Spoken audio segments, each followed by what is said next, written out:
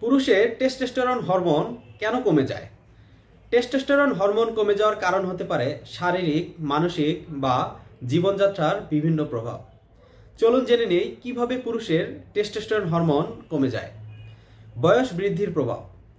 Testosterone হরমোনের মাত্রা বয়স 30 পার হলেই প্রতি বছর 1 থেকে 2% কমে যায়। জীবনযাত্রা এবং খাদ্যাভ্যাস।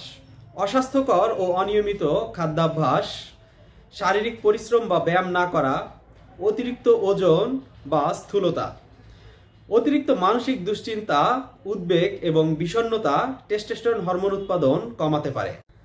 পর্যাপ্ত ঘুমের অভাব এবং দীর্ঘদিন ধরে অনিদ্রা, স্লিপ অ্যাপনিয়ার মতো ঘুমের রোগের কারণে টেস্টোস্টেরন হরমোন উৎপাদন কমতে পারে।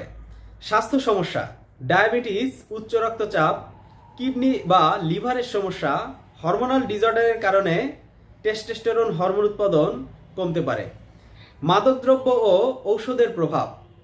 অতিরিক্ত অ্যালকোহল ও ধূমপানের ব্যবহার, নির্দিষ্ট কিছু ঔষধ বা স্টেরয়েডের ব্যবহারের কারণে হরমোন উৎপাদন কমতে পারে। এছাড়া টেস্টিসে আঘাত বা অস্ত্রোপচারের কারণেও টেস্টোস্টেরন হরমোন উৎপাদন কমতে পারে।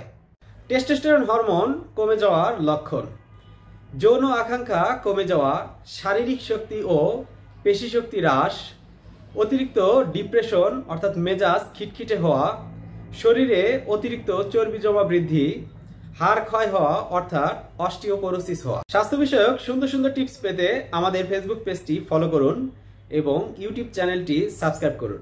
আর বিস্তারিত জানতে ভিজিট করুন redonpharma.com। ভালো থাকবেন, সুস্থ থাকবেন এই কামনায়। আল্লাহ হাফেজ।